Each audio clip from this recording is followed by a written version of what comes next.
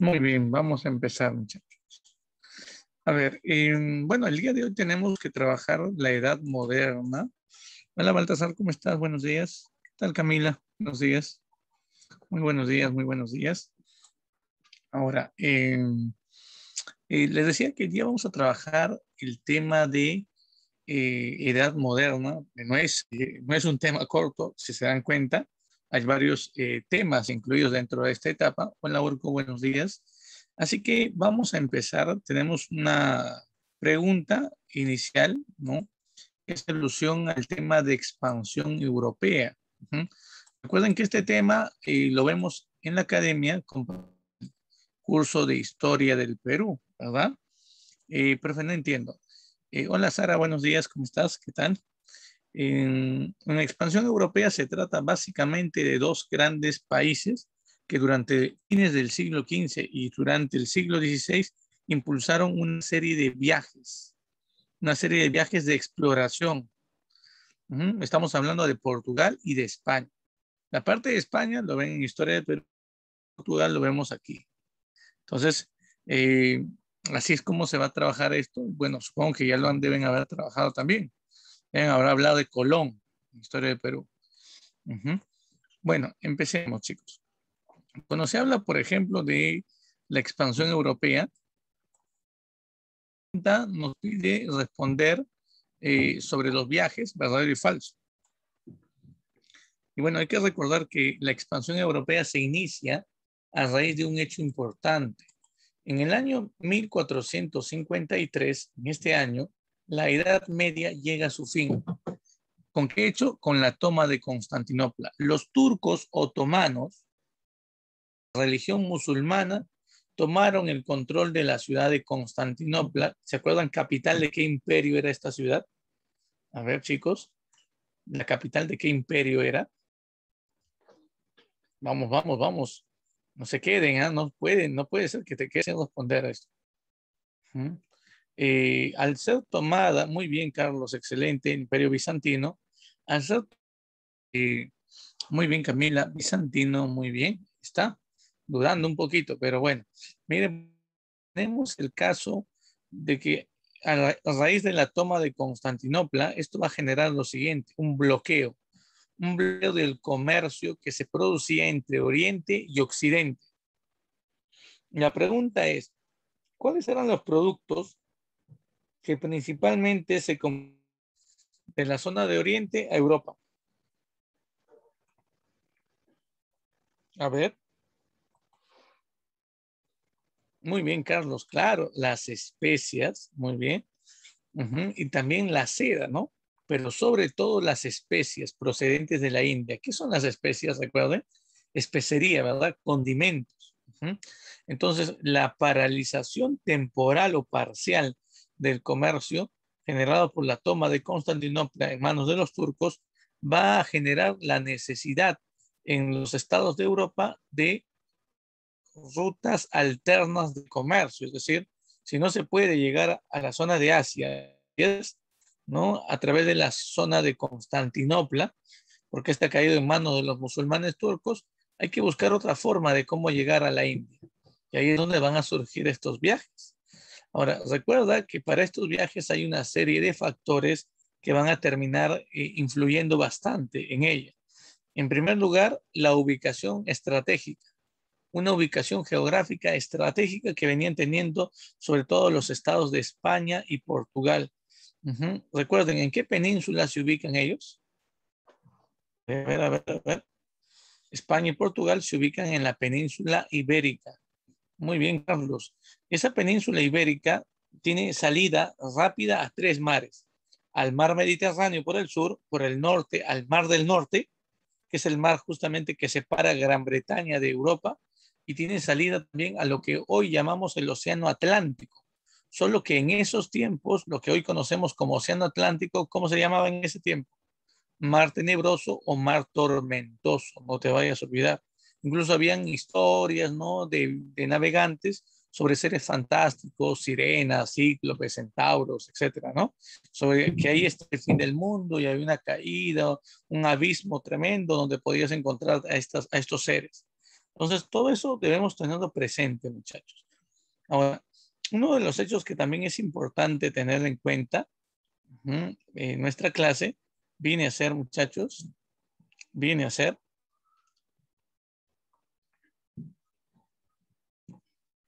aquí está,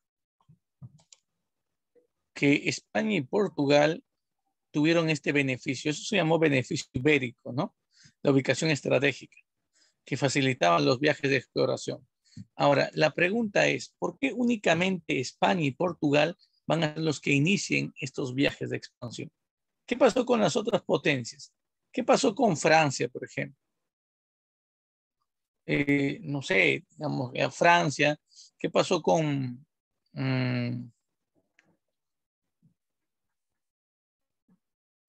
Inglaterra? Vamos, chicos, ¿qué pasa con estos estados? ¿Por qué estos dos estados no participan? Ya lo había mencionado en la última parte de la clase anterior. ¿Qué había pasado entre Inglaterra y Francia? Antes de terminar la Baja Edad Media, o durante la Baja Edad Media, mejor dicho, se habían enfrentado en un conflicto muy largo, ¿verdad? ¿Te acuerdas? Un conflicto que duró 116 años. ¿Cómo se llama ese conflicto? La Guerra de los 100 años. Muy bien, Felipe, muy bien, Carlos, excelente, claro. Entonces, por más que Francia, muy bien, Camila, por más que Francia haya logrado, muy bien, haya logrado expulsar a los ingleses, ambos estados estaban totalmente debilitados. Entiendo, profe. Sí, y esto hay que tomarlo siempre muy, con mucho cuidado, chicos. Hay que tomarlo en cuenta. Ujú. Un conflicto tan largo desgastó económicamente a ambas naciones. Y por eso es que los viajes que van a promover después por Francia e Inglaterra durante el siglo XVI van a ser tardíos, ¿no? 50 años después aproximadamente. Pero sí van a iniciar proyectos de viaje y eso lo vamos a ver después nosotros. Ahora, otro factor importante, ¿no? Ustedes ya están respondiendo, supongo, me van a enviar su respuesta, chicos, aquí. Por favor, envíen su respuesta. Uh-huh.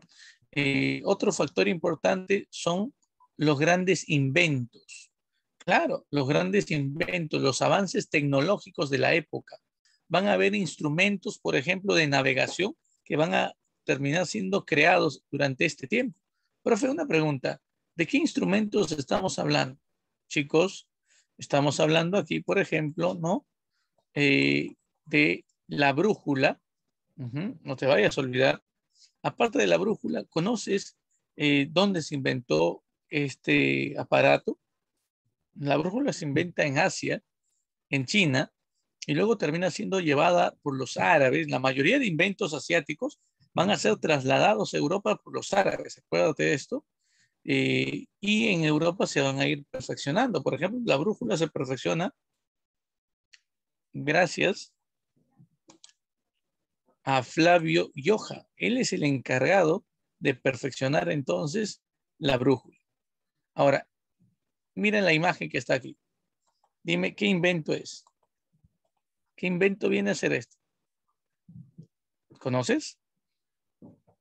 El astrolabio. Un invento, ¿no? De la época. También creado y que sirve para la navegación. Nos ayuda a determinar la ubicación de una estrella en el cielo. Ahora, este otro invento también lo debemos conocer. Profe, ¿qué es esto? Mira, este viene a ser la ballestina. Profe, ballestina, ¿sí? La ballestina, muchachos, es un instrumento que sirve para calcular la distancia, ¿no? Que existe entre el Sol o una estrella con respecto al horizonte, cuando uno navega. Es un instrumento de la época, ¿no? Le pongo las imágenes para que más o menos tengas, ¿no? La idea de cómo funcionan, cómo se utiliza, ¿no? Y bueno, también recuerda la creación del reloj de arena, ¿no? La creación incluso de estas embarcaciones a vela. Muy bien, Camila, gracias por tu respuesta. Miren, profe, una pregunta, ¿cómo llaman estos barquitos a vela, muchachos? ¿Qué nombre tienen? Carabelas. No te olvides, es un invento europeo Un invento portugués. Ahí está, muy bien. Te gané, muy bien. Sí, usando. Ahora, ¿cómo se llaman estos mapitas que se van a ir creando en esta época? Son mapas de navegación, ¿ah? San Marcos preguntó esto, año 2016, me parece. ¿Cómo se llaman estos mapas de navegación? Muy bien, Carlos, excelente. Los han inventados también aquí. ¿Mm? Entonces, todo esto facilita los viajes de navegación. Entonces, yo te hago una pregunta. ¿Mm? ¿La dos también es verdadero o no? Porque justamente nos habla de esto. Ahí está. Pregunta número, o la premisa número 3. Vamos con esto. Vamos ya a hablar de las expediciones portuguesas, chicos.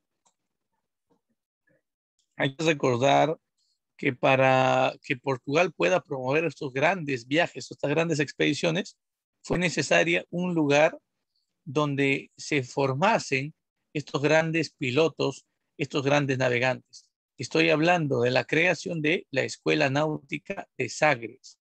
Esto fue un proyecto impulsado por el infante Don Enrique, o sea, el príncipe Enrique, apodado el Navegante. Recuerda, este personaje es el formador o el creador del Imperio Lusitano, un imperio colonial marítimo, para que me entiendas. Así se llamó al Imperio de Portugal, el Imperio Lusitano. Él, junto a su padre, Juan I, fundaron la Escuela Náutica de Sagres. Una escuela, como te dije, de donde se van a graduar muchos pilotos y pilotines. Entre los pilotos importantes, ¿no? Y sus viajes, tenemos, por ejemplo, el caso de Bartolomé Díaz. Bartolomé Díaz. En el año de 1488, Bartolomé Díaz va a iniciar esto. Mira, un viaje que va a tener como punto de partida Lisboa, la capital de Portugal y el puerto también principal de este país, y va a estar frente a las costas occidentales de África. Llegando hasta dónde, profe? Hasta esta zona de aquí. Actualmente el país de Sudáfrica. Aquí existe un cabo llamado el Cabo de la Buena Esperanza. No te vayas a olvidar. Este es el Cabo de la Buena Esperanza. Mira, todo este viene a ser el tramo que él navega. Todo esto. Ya, espero que no se te vaya a olvidar. Ahora, la expedición de Bartolomé Díaz va a traer algún beneficio a Portugal, claro que sí. Si te das cuenta, estas flechitas me van indicando qué cosa, proceso de colonización. Colonización que va a realizar Portugal de África le va a traer beneficios, como por ejemplo la obtención del marfil. Del marfil. ¿De dónde se obtiene el marfil? A ver, ¿de dónde obtenían ellos el marfil? Importante para hacer escultura. Muy bien, de los elefantes. Claro que sí. O de repente, muy bien, de los colmillos de los elefantes. Excelente. O de repente estamos hablando de los diamantes. Profe, diamantes. Sí, en la zona de Sudáfrica fueron descubiertos minas de diamantes, así como también la obtención de mano de obra barata. Esclavos. Van a obtener una gran cantidad de esclavos aquí de África, chicos. Entonces va a ser beneficioso, sí. Ahora, unos años después de esto, estamos hablando, ¿no? De 10 años después, 1498, otro personaje llamado Vasco da Gama, otro personaje, chicos, llamado Vasco da Gama, va a impulsar, mira, un viaje que va a consistir en bordear realmente las costas de África. Mira, navega, ¿no? Navega frente a las costas occidentales de África, da la vuelta, mira, llega a navegar frente a las costas orientales, hay proceso de colonización también aquí, y luego llega ¿a dónde? A la India, fundando aquí la ciudad de Calicut. Con la llegada de Vasco da Gama a la India, chicos, con la llegada de Vasco da Gama a la India, esto va a facilitar la obtención de qué recurso por parte de Portugal. Dime, ¿qué recurso es el que Portugal va ahora a aprovechar? Las especies, pues. Por lo tanto, a partir de la llegada de Vasco da Gama, Lisboa, la capital y el puerto, ¿no?, más importante de Portugal, van a monopolizar el comercio de las especias. Pregunta, antes de ellos, ¿quiénes son los que manejaban el comercio de las especies?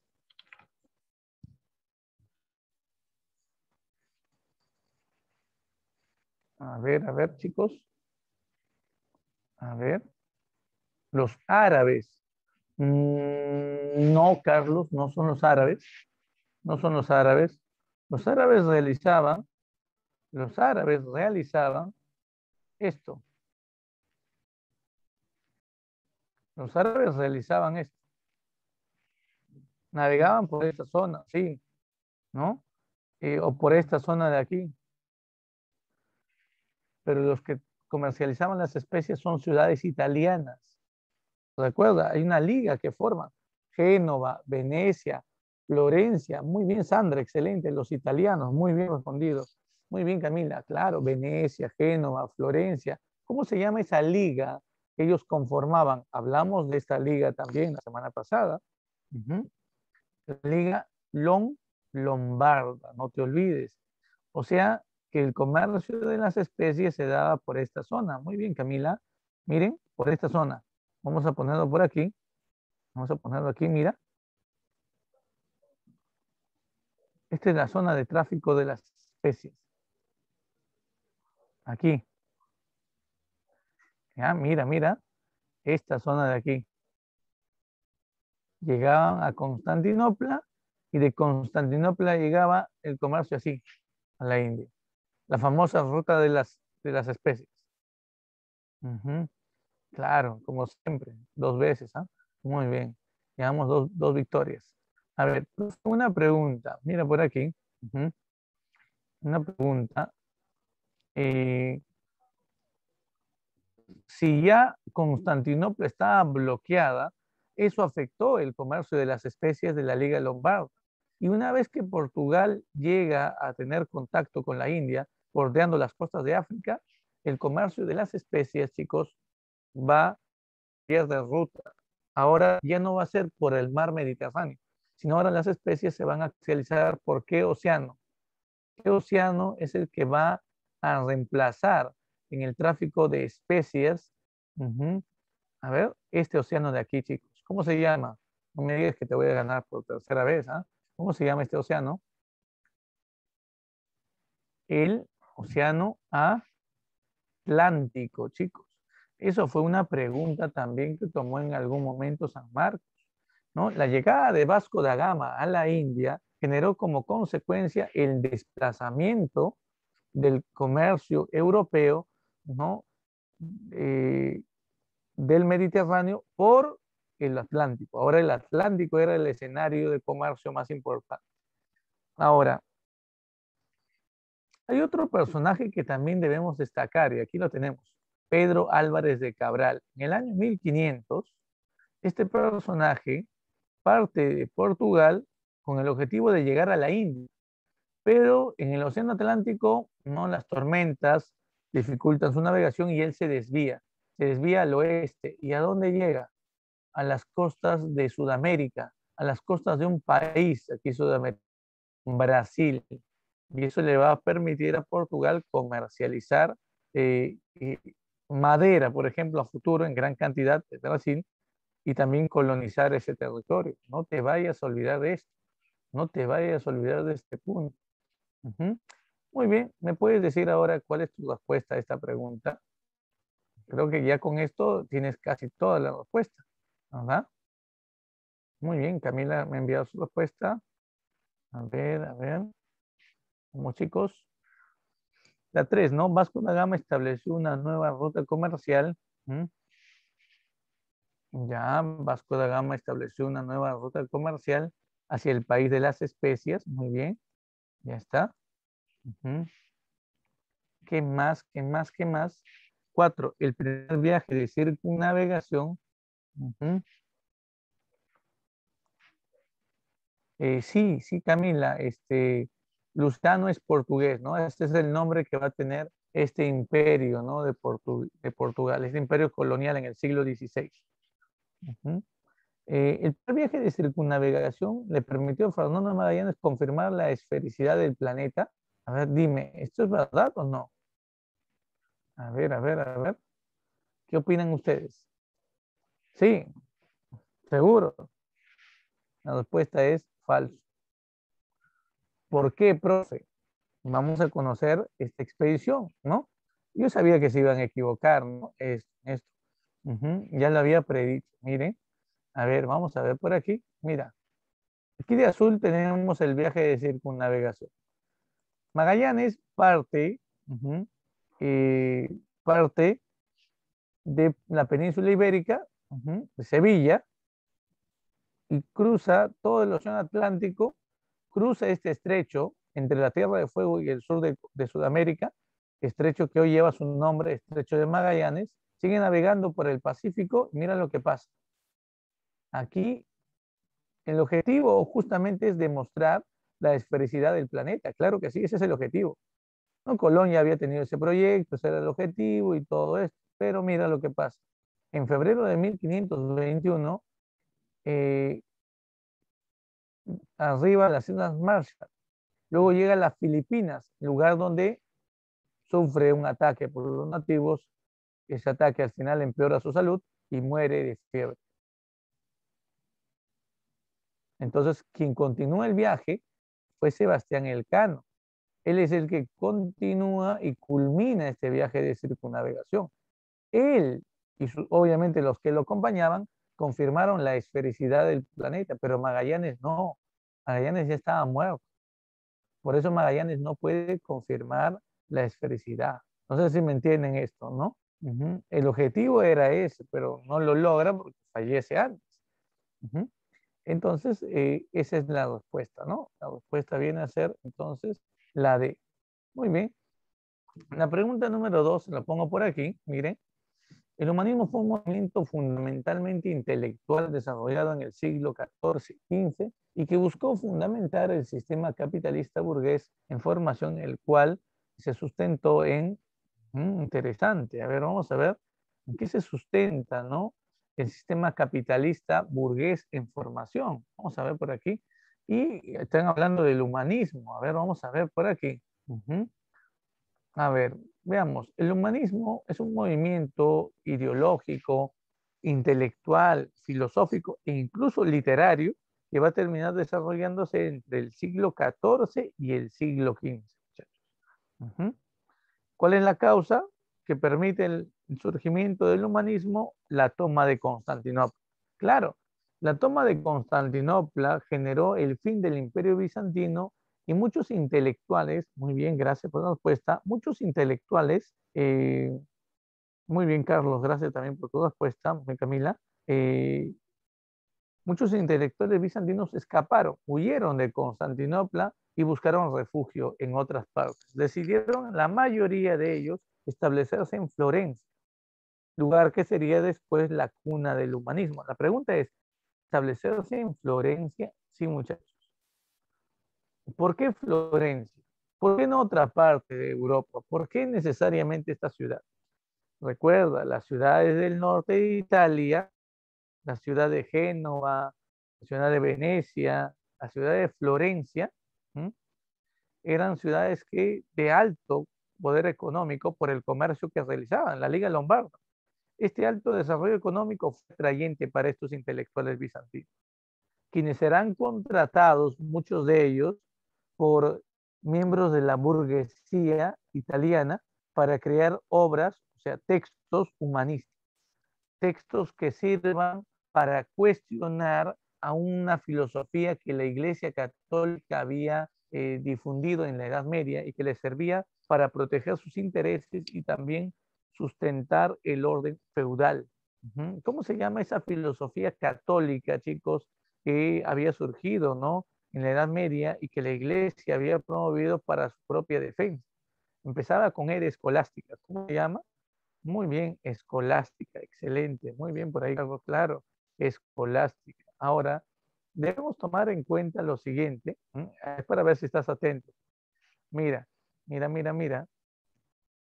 Hay factores que van a permitir el desarrollo del humanismo, por supuesto. Por ejemplo, ¿qué factores? El progreso económico de las ciudades de Italia. Profe, progreso económico de las ciudades de Italia, sí. Hay un alto progreso económico de las ciudades italianas. Eso va a ser un factor para que el humanismo surja en Florencia. ¿Qué más? Segundo factor importante, la creación y la difusión de la imprenta. La imprenta, sí. Recuerden que la imprenta es un chino que va a ser llevado a Europa por los árabes y en Europa, en Alemania, sería perfeccionado por Gutenberg. Ahora, ¿qué tiene que ver la imprenta con el humanismo? No entiendo, profe. Recuerda, la imprenta lo que genera es incrementar la producción de textos, reduciendo los costos de... Fíjate cómo se elaboraban los libros, o sea, imagínate, tú tenías un libro en la Edad Media, vamos a imaginar que tú tienes un texto, cualquiera de, por ejemplo, esto, en la Edad Media, ¿cómo se hacía un duplicado de uno de esos textos medievales? Si no había imprenta en la Edad Media, la única manera, chicos, era a mano, manuscritos, imagínate. Habían personas, sobre todo miembros de la iglesia, del bajo clero, que se encargaban justamente de esto, de reproducir los copistas. Imagínate el trabajo de un copista. Tenías que tener un buen pulso en primer lugar y luego tenías que escribir a tinta, imagínate. ¿Qué pasaba si de repente estás en la penúltima línea y te equivocas? Tenías que volver a hacer toda la página. Luego terminabas cosiendo el libro, ¿no? Era un trabajo muy, muy, muy arduo. Por eso es que un libro no lo venía teniendo cualquiera. El precio de los libros era carísimo. La nobleza podía adquirir esto, ¿no? Los miembros de la iglesia monopolizaban los textos también, pero el pueblo no accedía a esto. La imprenta lo que genera es la masificación de los libros, la producción de libros, y por lo tanto el abaratamiento de sus costos. Por lo tanto, personas de condiciones más humildes van a poder acceder a estos textos a un precio más barato. Entonces, esto va a ser sumamente importante, porque al crearse la imprenta se van a poder difundir los listas con mayor facilidad. Por lo tanto, estas ideas van a llegar a más personas. Es importante. Ahora, para los siglos a fines del XIV y durante el siglo XV, también ya se habían difundido en Europa con fuerza muchas universidades. Teníamos una gran cantidad de universidades, más de 100 universidades en toda Europa, lo cual va a ayudar también a la difusión del humanismo. Las universidades son centros de debate, donde la filosofía escolástica establecida por la Iglesia Católica va a entrar en debate con las ideas humanistas. Entonces, las universidades son centros donde también se va a difundir este pensamiento crítico, este cuestionamiento a la escolástica, ¿no? Entonces, juega un papel importante las universidades. Y también el papel que van a cumplir los mecenas. Los mecenas en este tiempo son parte de la burguesía, ¿no? Son comerciantes, ¿no? Gente que tiene dinero, poder económico. Ujú. Y la pregunta es, ¿qué hacen estos burgueses? O digo, ¿qué hacen estos mecenas, ¿no? Ya llamados así mecenas? ¿Cuál es su función, jóvenes? A ver, ¿cuál es la función? Vamos, vamos, no me vas a decir que te complico ese término. ¿Cuál es su trabajo? Muy bien, Sandra, claro. Financiero, me dice por ahí, Felipe me dice financiar a los artistas, claro. Pero en este caso no estamos hablando de artistas porque el humanismo no es un movimiento artístico, es un movimiento intelectual.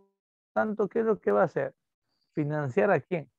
A los escritores, a los escritores humanistas. Claro, claro que sí. A estos, claro, a estos intelectuales, muy bien. Ahora, una cosa que debemos tener en cuenta nosotros es lo siguiente.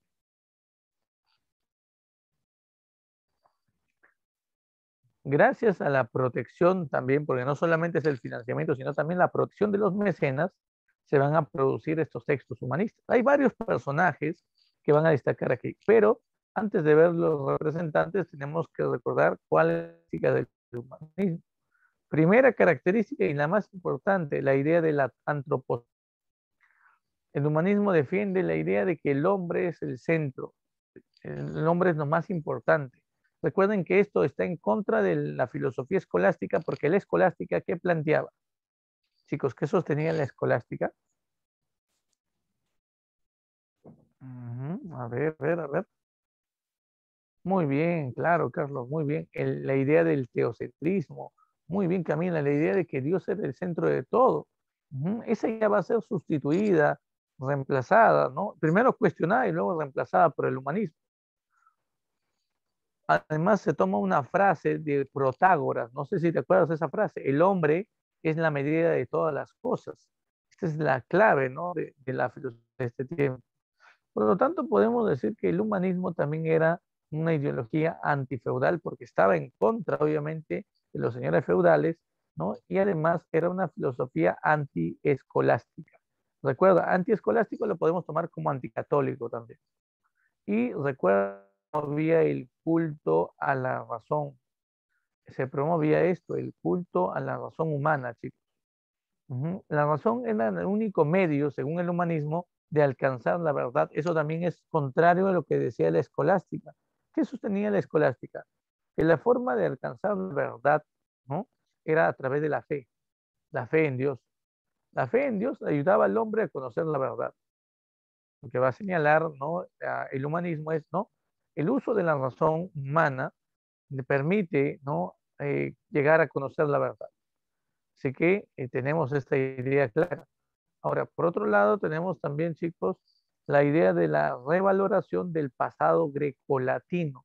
No te vayas a olvidar, el humanismo se va a centrar en revalorar la cultura griega y romana. Ujú.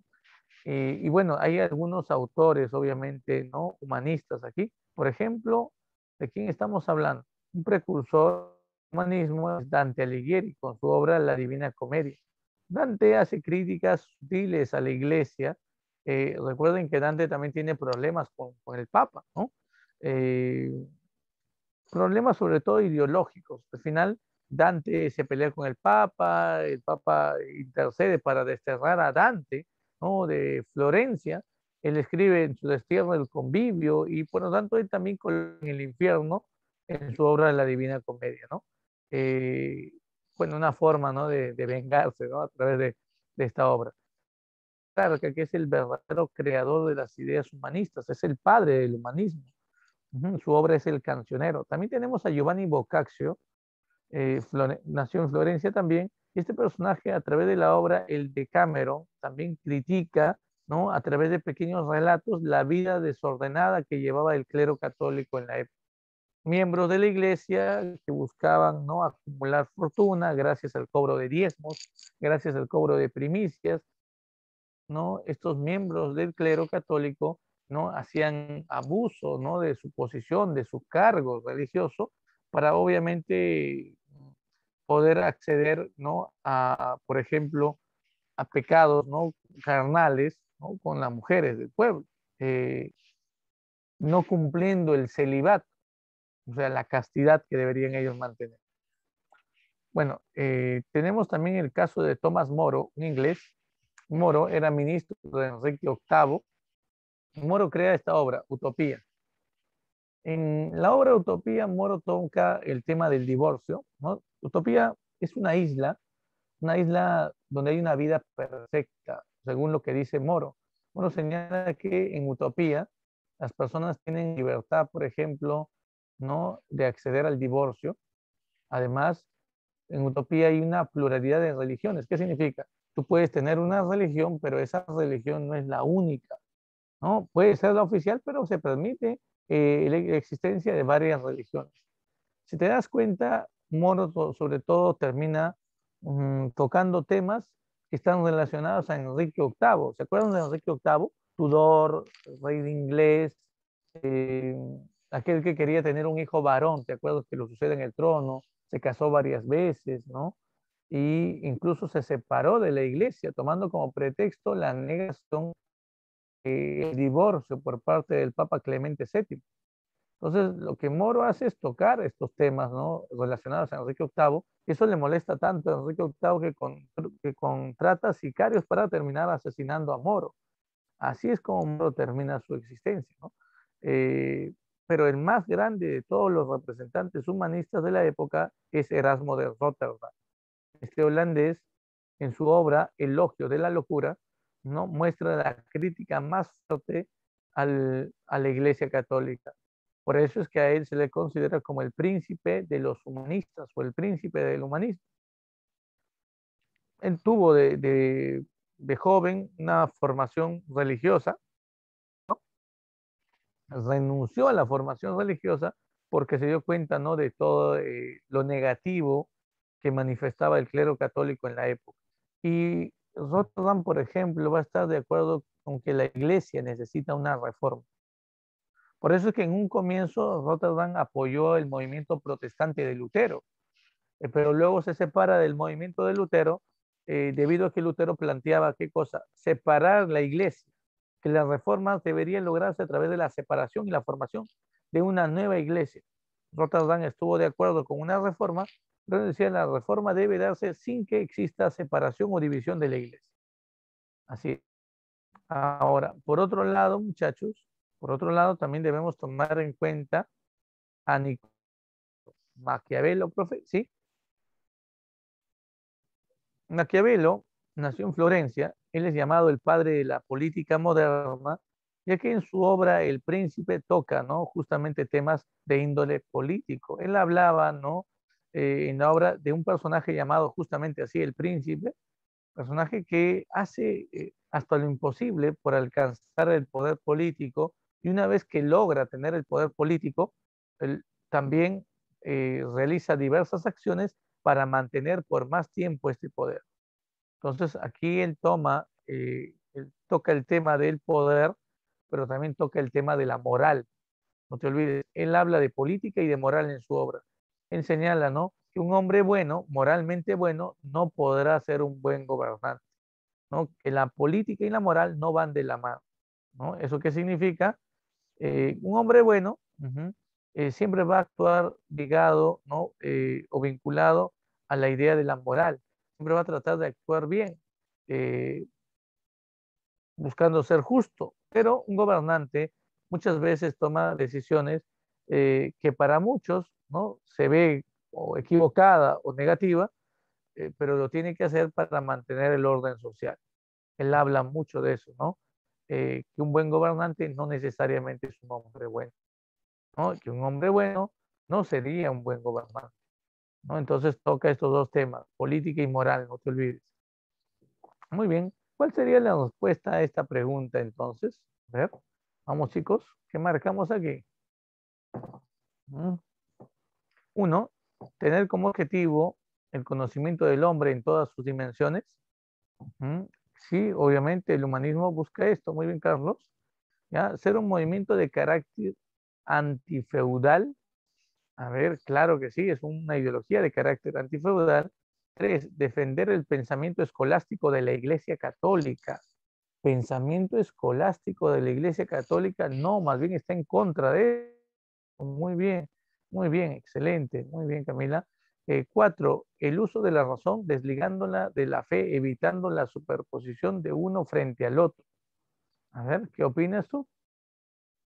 Ujú. ¿Sí o no?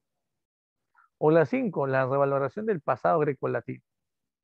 Profe, yo creo que son todas menos la tres. La respuesta debe ser la B, ¿verdad? Muy bien, Sandra. Muy bien, Urco. Muy bien, Camila. Ya, por ahí. Por ahí, ¿no? Algunos defienden la C también, ¿ya?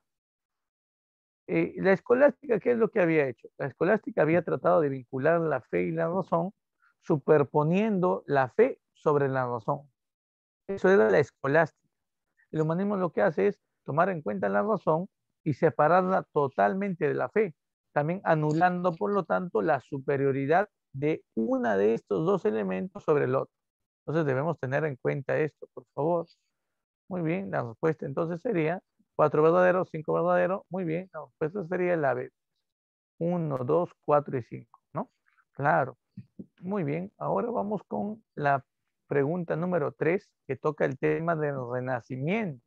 El Renacimiento se va a desarrollar entre el siglo XV y XVI, ¿no? Y como dice justamente la pregunta 3, un movimiento principalmente basado en el desarrollo artístico. Claro, es un movimiento cultural que se centra principalmente en el arte, chicos. Ujú. Nos dice, el cual no se caracterizó por, vamos a ver por ahí, ¿cuál es tu respuesta? Una pregunta corta, ¿no? No es tan difícil, ¿no? Hallar la respuesta, chicos. Esas son las preguntas que en un examen tú tienes que aprovechar, ¿no? ¿Para qué? Para ganar tiempo. Esos son los tipos de preguntas que ustedes deben aprovechar.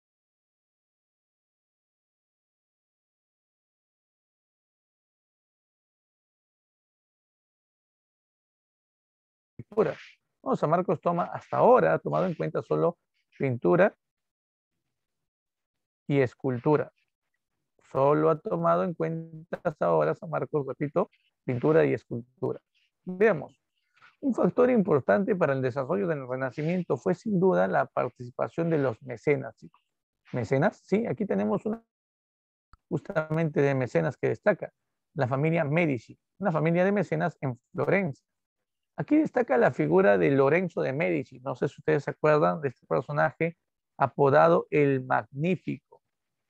Lorenzo de Medici, Lorenzo de Medici, chicos, es, ¿cómo te digo? Es el que financia a Leonardo da Vinci. Es uno de los mecenas de Leonardo.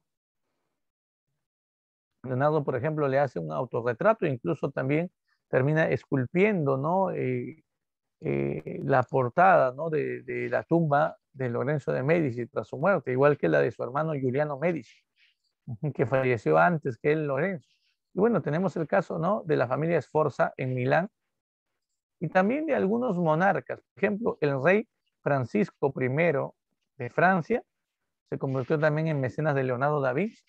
Así es. Hay un retrato incluso que Leonardo hace de Francisco I también, ¿no? Y bueno, también hay mecenas que están relacionados a la iglesia. Por ejemplo, estoy hablando de quién, del Papa Julio II. El Papa Julio II fue mecenas, chicos, de Miguel Ángel Bonarotti, igual que Julio III. Ujú. Hay otro papa que también se convierte en mecenas, es León X. ¿Ya? Este es recordado sobre todo por, ¿se acuerdan? Impulsar la venta de indulgencias en Europa para financiar la construcción de la Basílica de San Pedro, actualmente la residencia del Papa, y esto motivó a las críticas de Lutero, ¿no? En la publicación de las 95 tesis, por ejemplo. Bueno, ese Papa también fue mecenas.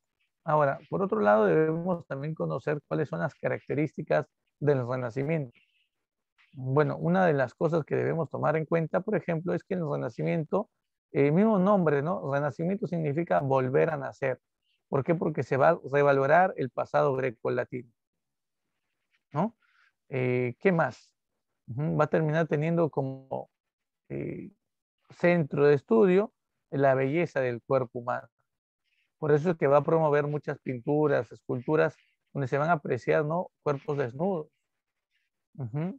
Esto obviamente se basa en una inspiración al arte griego, ¿no? Recuerden que para los griegos también la búsqueda de la simetría, la perfección, ¿no? Era clave. Entonces, la proporcionalidad de las medidas va a ser sinónimo de qué? De perfección en este tiempo.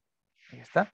¿Qué más? También van a producir muchos retratos. Leonardo es uno de los que va a producir sobre todo estos. También se va a utilizar una nueva técnica, la técnica de la perspectiva, llamada también técnica del claro oscuro, donde se va a buscar qué cosa, a través de distintas tonalidades de color, generar un efecto visual para poder lograr un contraste entre lo que es el fondo y la forma de una pintura. Eso lo logra, por ejemplo, Leonardo da Vinci. Se adelanta a muchos artistas que en su época no habían logrado este avance.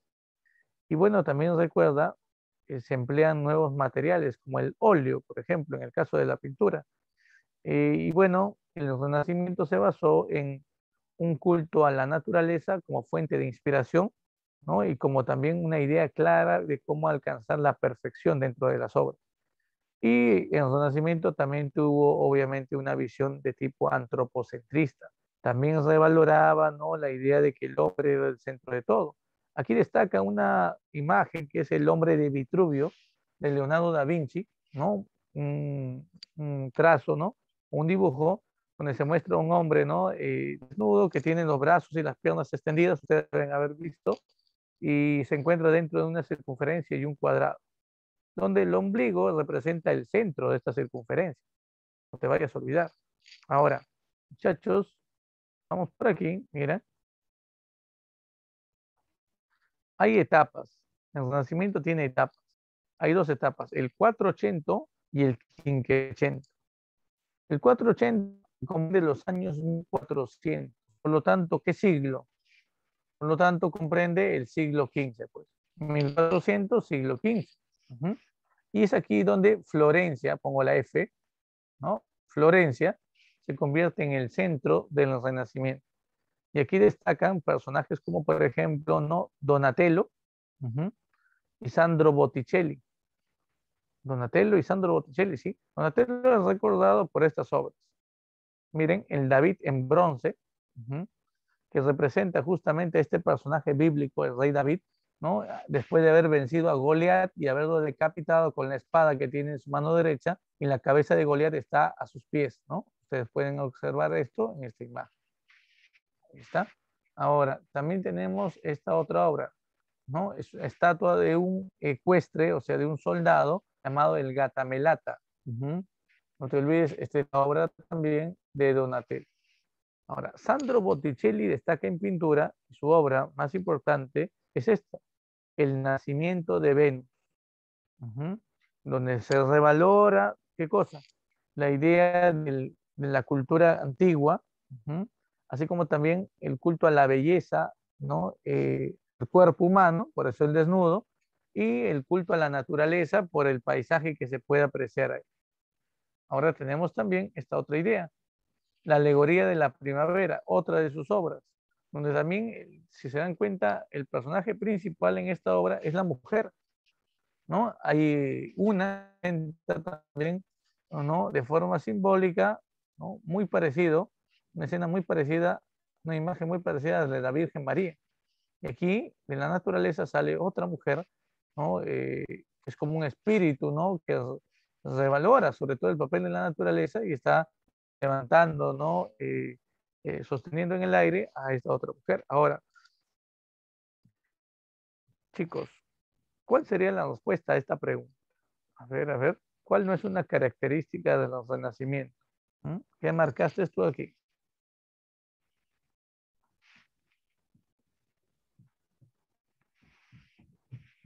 A ver. ¿La B? Ya. A ver, ¿qué marcaron los demás? La B dice por ahí. Muy bien, Saiko también, muy bien, Camila. Ya está. La B sí es correcta. Profe, porque en la etapa del Quinquecento, Roma se convierte en el centro del Renacimiento. Muy bien, Urco. La respuesta es la C. La razón, como un medio para alcanzar la verdad, esto no es una idea del Renacimiento, ¿no? Recuerden que se habla de razón, se habla de qué, del plano intelectual, se habla de qué, se habla vinculado al humanismo, ¿no? No es una idea del Renacimiento, es una idea humanista. Ujú. Por eso es que la C es la respuesta. Ya, lo demás, todo esto es verdad, ¿no? Ahora, tenemos también esta pregunta, la número 4, que trata del tema del Renacimiento. ¿Mm? Miren por aquí dice, al observar detalladamente las siguientes pinturas, la Virgen de las Rocas y la Gioconda, ¿no? Están justamente, ¿no? En ese orden. La primera es la Virgen de las Rocas y la segunda es la Gioconda. ¿Mm? Se puede apreciar qué cosa. Están esas obras cerco para que las puedas visualizar, ¿ya? Y bueno, ¿cuál es tu respuesta ahí? Recuerden que en este tema siempre te van a pedir analizar, ¿no? Obras, ¿no? Ahora más, sobre todo con el estilo de pregunta de San Marcos. Ahora, como les decía, durante la etapa, muy bien, Carlos, gracias por tu respuesta. Durante la etapa del Quinquecento, Roma se va a convertir en el centro del nacimiento. Y aquí destacan figuras como, por ejemplo, Leonardo da Vinci, pues. personaje notable, ¿no? Leonardo va a ser un inventor, un genio. Es poeta, es inventor, es arquitecto, escultor, ¿no? Es un genio total. Pero a nosotros nos importa, obviamente, su, ¿no? Dentro de la pintura. Eso es lo que más nos importa aquí. Y bueno, él es autor de estas dos obras, La Mona Lisa, ¿no? La Virgen de las Rocas y otra obra que se titula, ¿no? La Última Cena. No sé si ustedes han escuchado alguna vez de esa obra. Ujú. Profe, no. Bueno, ya sabía que me ibas a decir que no, ¿no? A pesar que tienes una réplica, ¿no? Que está. Esta es La Última Cena, ¿no? Ujú. Ahora, también tenemos a Rafael Sanzio. Rafael Sanzio, que aparece por aquí en la parte inferior, él es pintor y su obra más importante en pintura es La Escuela de Atenas, obra que fue tomada en pregunta de examen de admisión de San Marcos. El tema es la filosofía y aquí vemos, ¿no? Con un trazo totalmente simétrico a raíz de estas semicircunferencias que aparecen, ¿no? En un plano central, vemos personajes como el gran Platón, Aristóteles, Alejandro, los sofistas, ahí está Nito, ¿no? Uno de los que acusa a Sócrates. Tenemos a Diógenes de Cirene, está el gran Pitágoras, está el propio, por ejemplo, Rafael Sanzio, representado aquí también. Uh-huh. Ahora, una de las cosas que debemos tener en cuenta, chicos, es que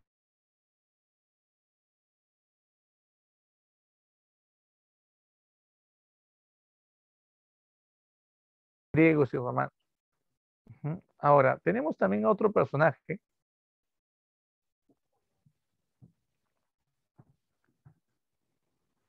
Miguel Ángel Bonat, personaje notable, chicos, al que sus contemporáneos llamaron como el divino.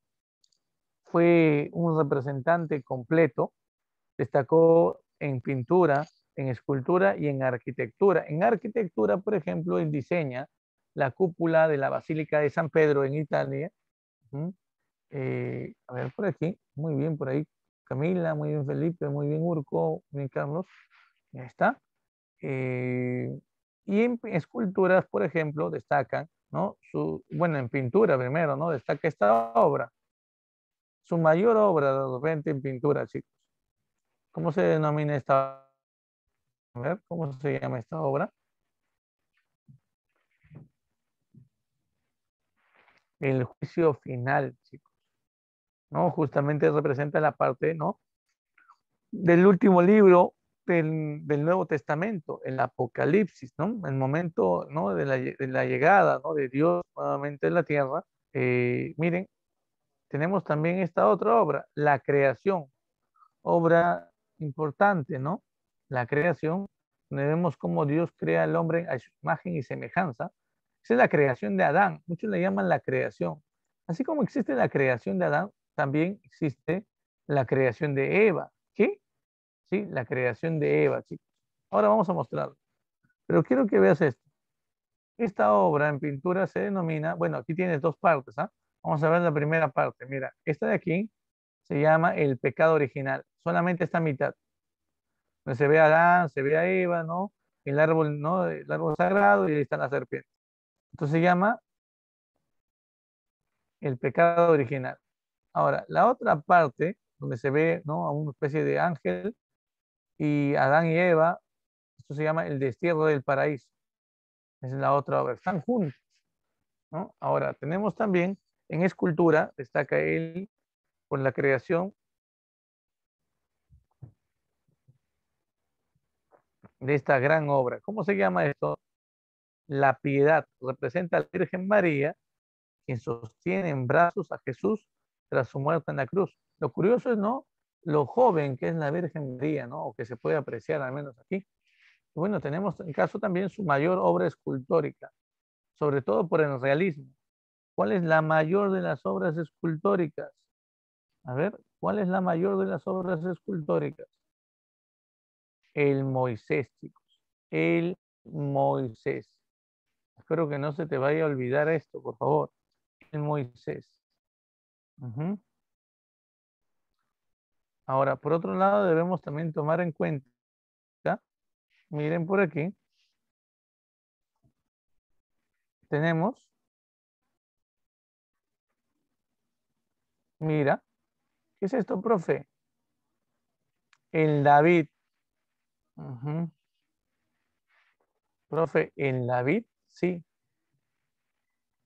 Esta obra representa también al mismo personaje bíblico que Donatello mostró.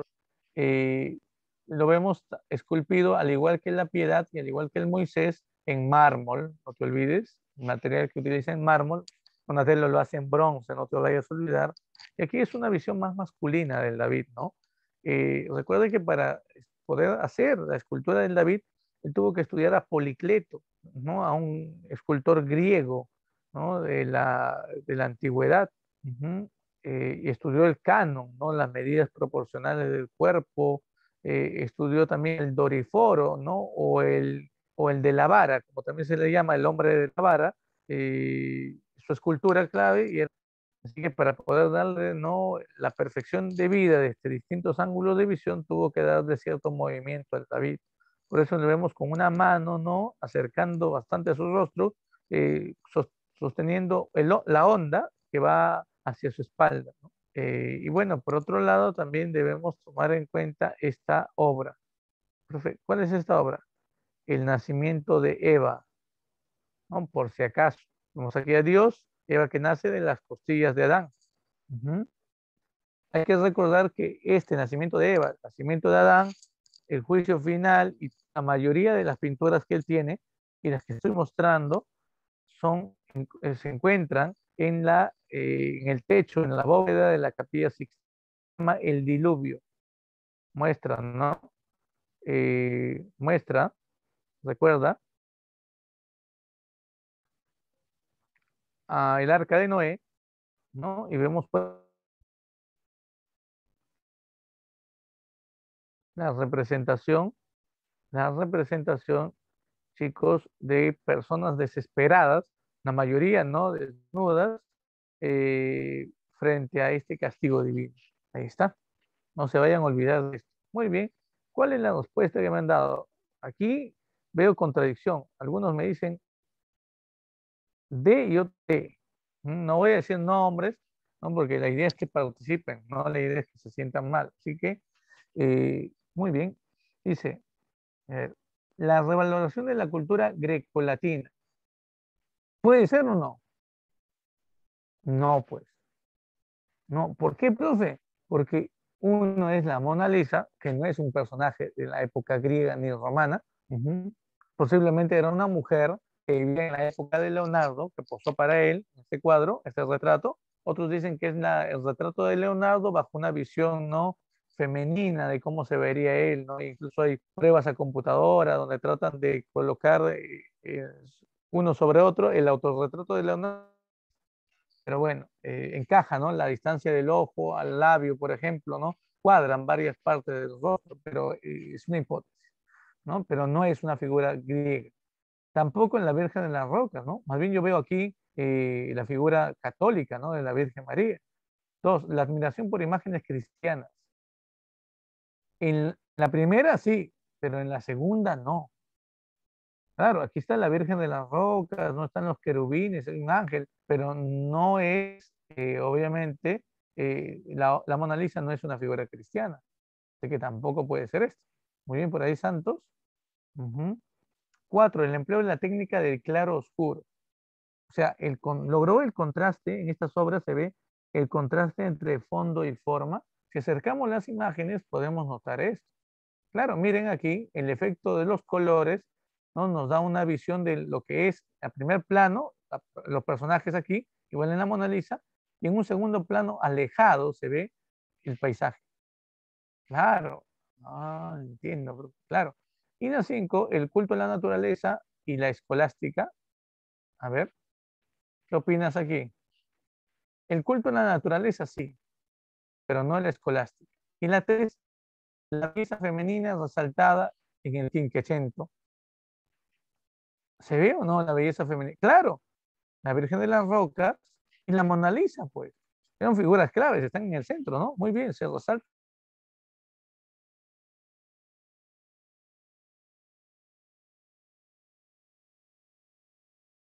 la figura humana femenina aquí juega un papel muy importante. Esto se logra gracias a que Dante y Petrarca habían resaltado, ¿qué cosa? Habían resaltado el papel de la mujer, ¿no? ¿Te acuerdas las musas que tuvieron estos dos personajes, Dante y Petrarca? ¿No? Ahí está. Muy bien, la respuesta sería entonces la D. ¿Sí? Profe, me equivoqué totalmente, dicen algunos, ¿no? Está bien, la idea es eso. La idea es que te equivoques, ¿no? La idea es que te equivoques. Profe, ¿por qué? Porque si tú lo haces perfecto, entonces te puedes confiar. Ahora vas a tener que ver las preguntas con más cuidado, ¿ya? Las preguntas con más cuidado, por favor. Bueno, sigamos avanzando. Tenemos la pregunta número 5. Dice, la siguiente imagen se encuentra relacionada al movimiento protestante en el CIR, que es el Sacro Imperio Romano Germánico. Esta se encuentra relacionada a, bueno, ahí tenemos una imagen, ¿no?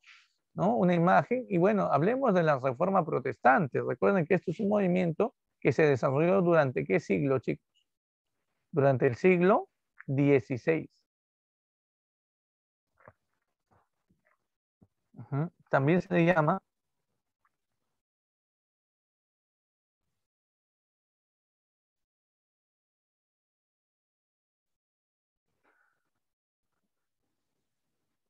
miren, la Reforma Protestante, llamada también Reforma Religiosa, muchachos. Muy bien, Camila, gracias por tu respuesta. Muy bien, Sandra. Miren por aquí, nos muestra esto. Lo primero que tenemos que saber es cuáles son las causas o los antecedentes a este movimiento, ¿no?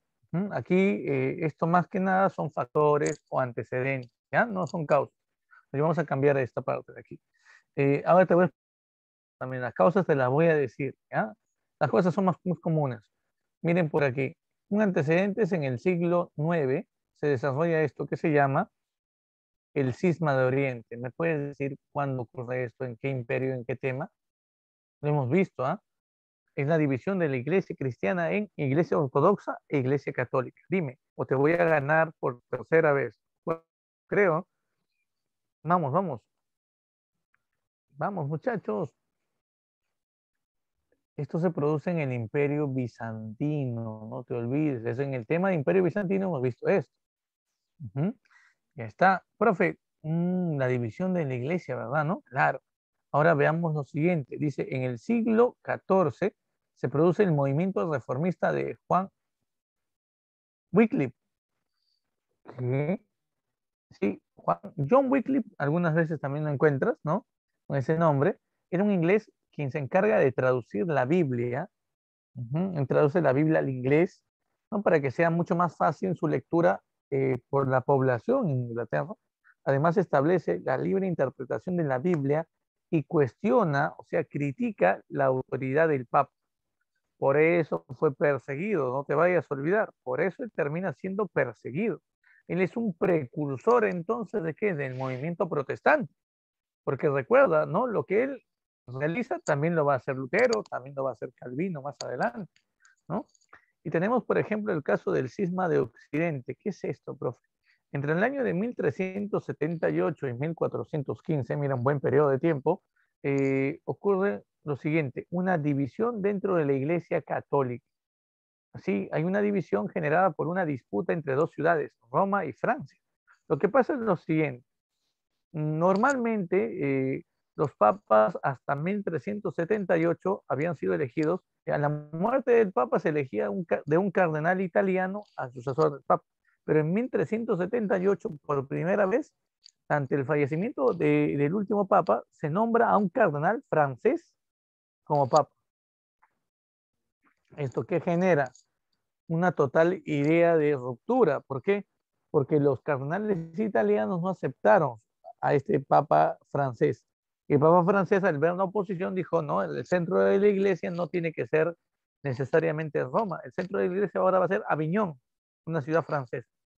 Y trasladó el centro de la iglesia hacia la ciudad de Aviñón. ¿Tuvo el respaldo de un grupo de partidarios? Sí, claro que sí, pero tuvo la oposición de los cardenales italianos, quienes, rechazando su autoridad, nombraron a un cardenal italiano como papa. Teníamos 2 papas a la vez. Llegó un momento en el cual hubo hasta 3 papas, imagínate. Ese es el llamado cisma de Occidente. Espero que no se te vaya a olvidar esto. Cuando se soluciona el Concilio de Constanza, 1415, lo recuerdo como si fuera ayer, ya que en ese Concilio de Constanza, muchachos, también se termina juzgando a Jan Hus en Praga, ¿no? Actualmente la República Checa, inició un movimiento durante el siglo XV llamado la Reforma Protestante de Hus, o la Reforma de Hus simplemente. Recuerda, aquí encontramos lo siguiente. Él se opone a la autoridad del Papa, rechazó también el lujo, ¿no? La vida lujosa que vivía el clero católico, sobre todo el clero italiano, y colocó también una crítica brutal a la venta de indulgencias. Aquí te quiero aclarar algo. Las indulgencias se vendían desde el siglo III.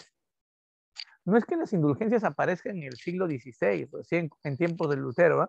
Las indulgencias se cobraban o se vendían, ¿no? Desde antes. Solo que de forma pausada, no como pan caliente, se puede decir, no era tan escandaloso. Pero en tiempos de Lutero, León X lo que hace es eh, difundir con más fuerza la venta de indulgencias, la construcción de la Basílica de San Pedro. Y eso es lo que termina enojando a Lutero.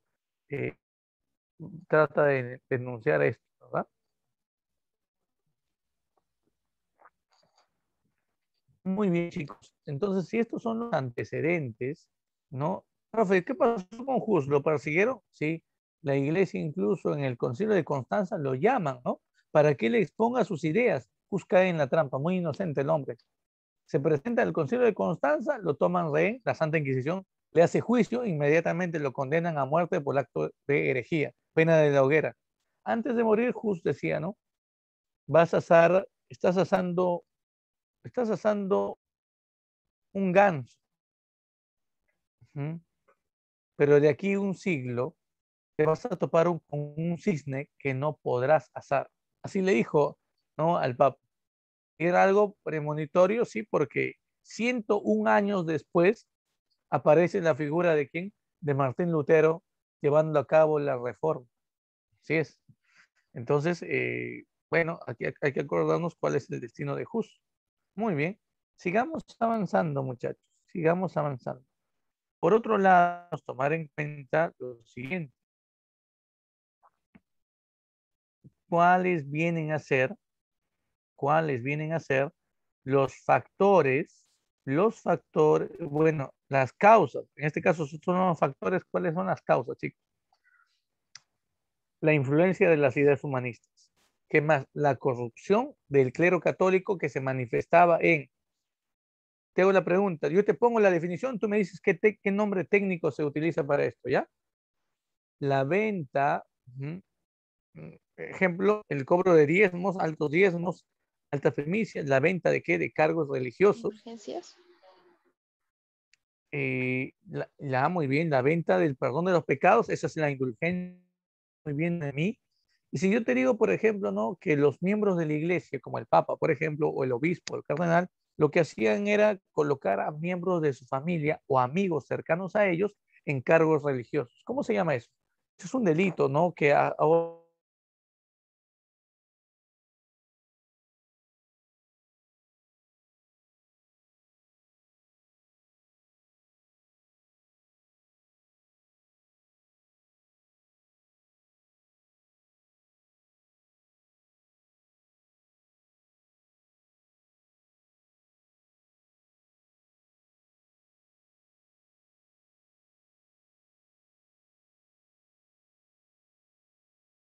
hay algo más, hay algo más.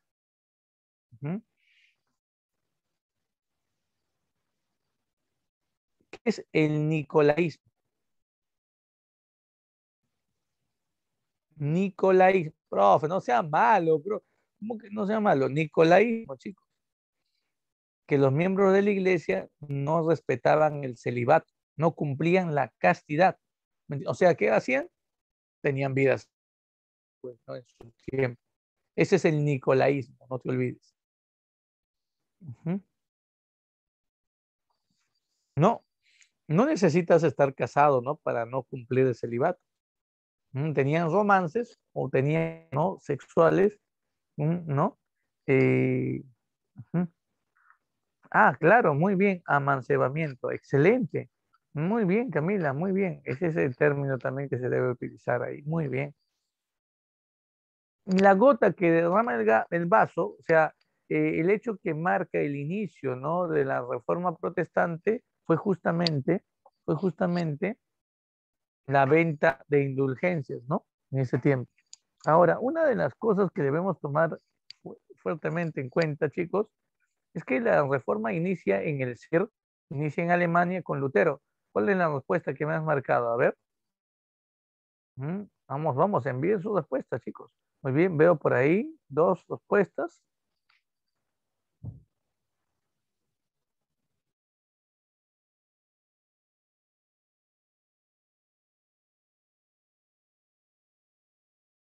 Ah, vamos, vamos, vamos. Muy bien, Carlos, muy bien, vamos, vamos, chicos.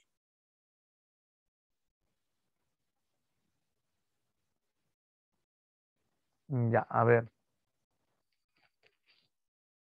A ver, el establecimiento de la paz de Augsburgo, no. ¿Qué cosa es la paz de Augsburgo?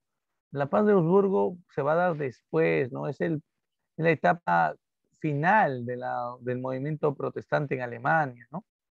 La reacción de Lutero frente al... Sí. Tres, la legalización de la venta de indulgencias hecha por el Papa León X, no. El punto de partida del proceso de la reforma protestante, sí. Ujú. La elaboración de la bula ex domine por el Papa León X, a través del cual se excomulga a Lutero, no. La respuesta sería entonces 2 y 4. Bien, muy bien, Xiomara. Muy bien, chicos. Ahora, hablemos un poquito de Lutero. Lo primero que tiene, lo básico que debemos saber de Lutero son sus ideas. ¿Qué es lo que Lutero son sus ideas? Lutero, por ejemplo, publica, esto es justamente de hecho, ¿no? La publicación de las 95 tesis, ¿no?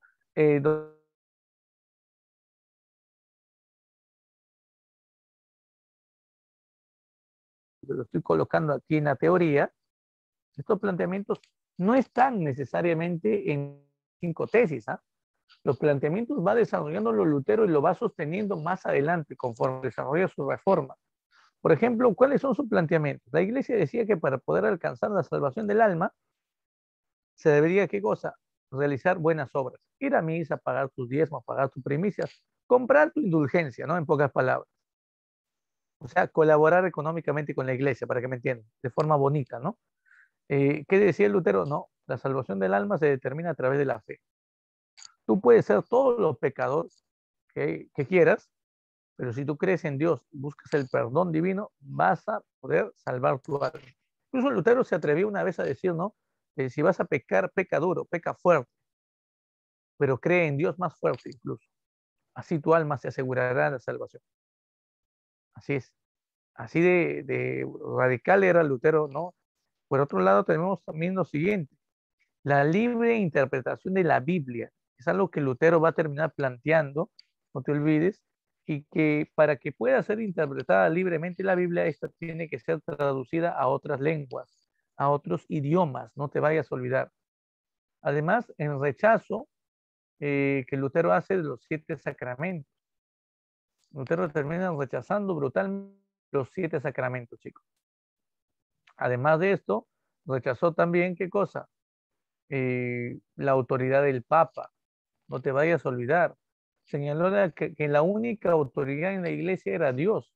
Además, rechaza el culto a las imágenes también de la Virgen, ¿no? De los santos, el celibato. ¿Saben lo que es el celibato, no? La castidad. Para Lutero, para Lutero, esto era un acto, ¿cómo te digo?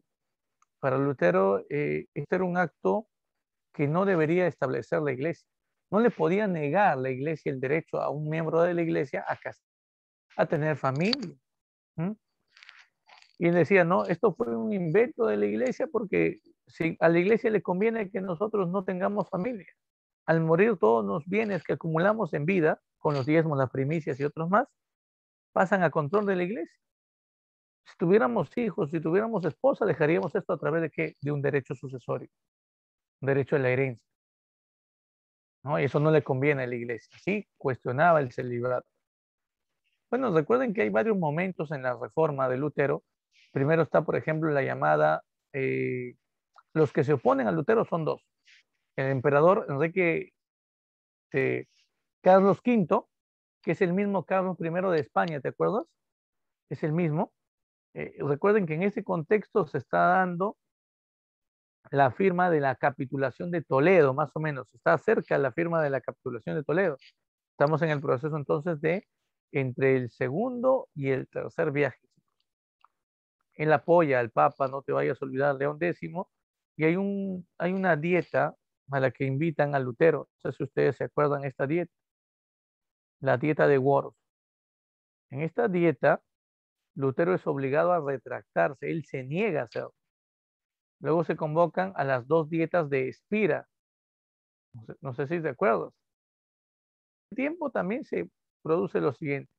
El Papa difunde la bula Exsurge Domine, una bula de excomunión contra Lutero. Le quitan los sacramentos. Lutero al final termina quemando la bula, ¿no? Como un rechazo público a esto. Al final, recuerda que Lutero es protegido por la nobleza del norte de Alemania. Federico de Sajonia es su protector. Lutero logra traducir la Biblia al alemán durante varios años. Lutero, además de esto, manifiesta que hay dos sacramentos válidos en un comienzo. ¿Cuáles serán?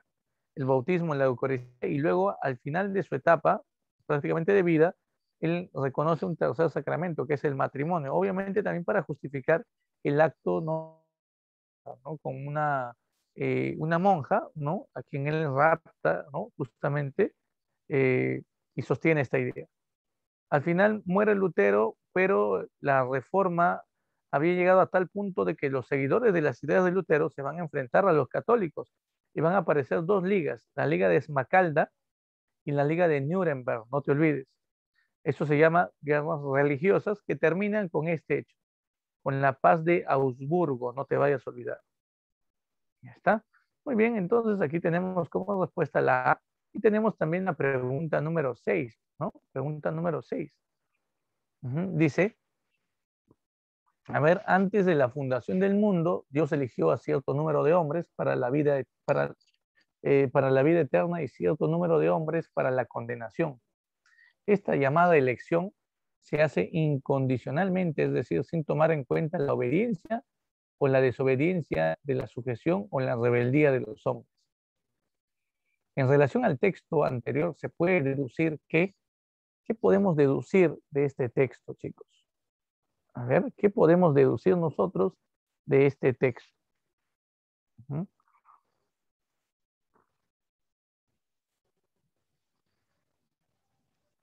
Vamos, vamos, vamos, muchachos, vamos.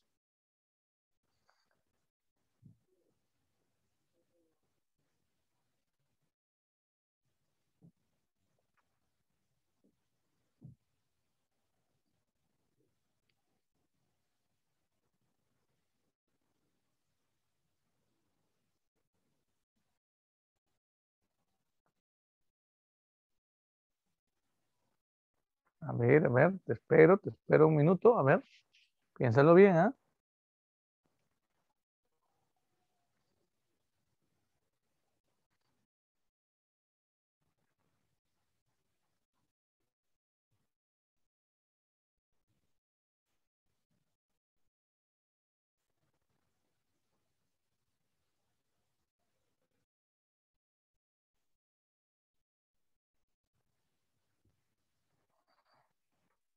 Muy bien, por ahí.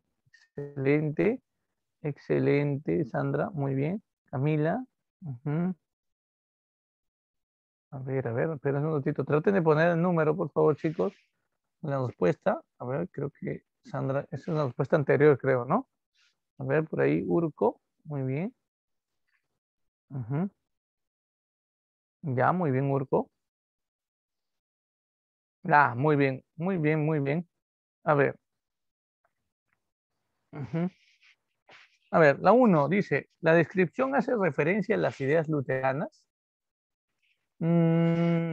Esto es falso. Pero, ¿qué? Sí, sí es falso. Profe, es falso. ¿Por qué? Porque dice, mira, desde antes de la fundación del mundo, Dios eligió un cierto número de hombres para la vida eterna y cierto número para la condenación. ¿Qué cosa es eso? ¿Cómo se llama esa idea? Esa idea se llama predestinación. La idea de la predestinación de la salvación del alma. ¿Y quién habla de esto? Eso no lo habla Lutero, eso lo habla ¿quién? Juan Calvino. Calvino, recuerden, es seguidor de las ideas luteranas. Prácticamente él toma todas las ideas de Lutero y las va a terminar difundiendo, ¿dónde? En Suiza y en Francia, convirtiendo a Ginebra en el centro protestante de la época. Por eso es que a Ginebra la llamaban la Roma del protestantismo. Se puede decir con Lutero se inicia el movimiento protestante y esto llega a su apogeo, a su auge con Calvino.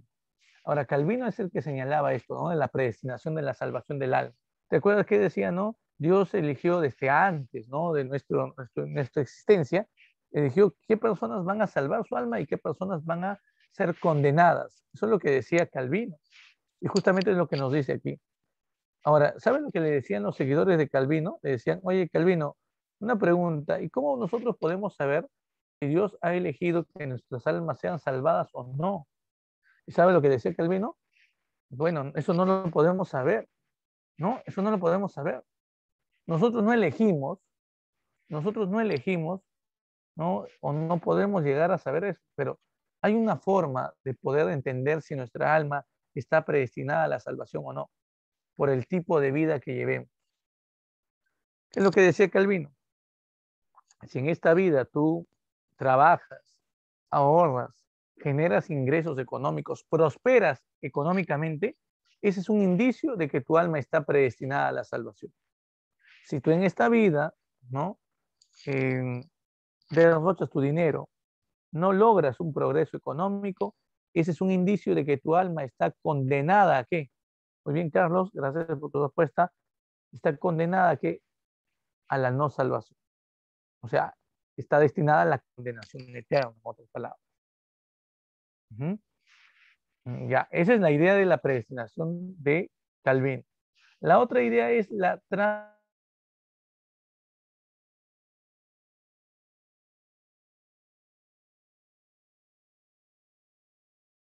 transubstanciación del alma es algo que la iglesia decía, ¿no? Que en el momento de la comunión, el vino representa la sangre de Cristo y la hostia, chicos, representa el cuerpo de Cristo. Esa idea, ¿no? De que el vino representa la sangre de Cristo, la hostia representa el cuerpo de Cristo, esa idea es la transubstanciación. O sea, la iglesia lo que dice es que Dios está presente en el momento de la mesa, en el momento de la Eucaristía. Calvino, ¿qué decía? No, eso no acepta Calvino. Rechaza totalmente la idea de la transubstanciación. Mira lo que nos dice la 3. La base para la salvación del alma y la fe es la fe y no las buenas acciones. Bueno, esto lo dice Calvino, sí, pero el texto no hace alusión a esto. Esto es falso. Profe, la 2, para la doctrina del calvinismo no existe el libre albedrío. No existe el libre albedrío. ¿Qué cosa es esto del libre albedrío, chicos? A ver, ¿qué se entiende por libre albedrío? El libre albedrío, muchachos, hace alusión a la libertad que tiene el hombre de poder elegir una doctrina política o tomar una decisión, en todo caso, una decisión religiosa o una decisión en la vida. Yo te hago una pregunta. Según lo que nos dice, mira lo que nos dice al final. Esta llamada elección se hace incondicionalmente, es decir, sin tomar en cuenta la obediencia, o sea, si una persona obedece o no las normas, o la desobediencia, o la rebeldía de los hombres. Entonces, el hombre con sus actos no va a poder determinar si sea salvado o no, para que me entiendas. Y entonces esta es una idea verdadera, porque justamente aquí en la parte final nos dice, ¿no?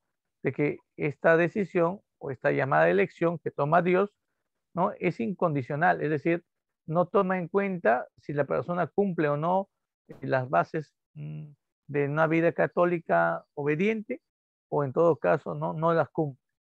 Entonces, esto es verdad. 4, la transustanciación involucra en la Eucaristía. No, él rechaza totalmente esto. Ujú. Esto es falso, entonces. Falso la 4. Profe, y la 5, la predestinación se encontraba ligado al progreso económico. Esto también es falso, chicos. Pero ¿usted ha explicado eso? Sí, he explicado, chicos.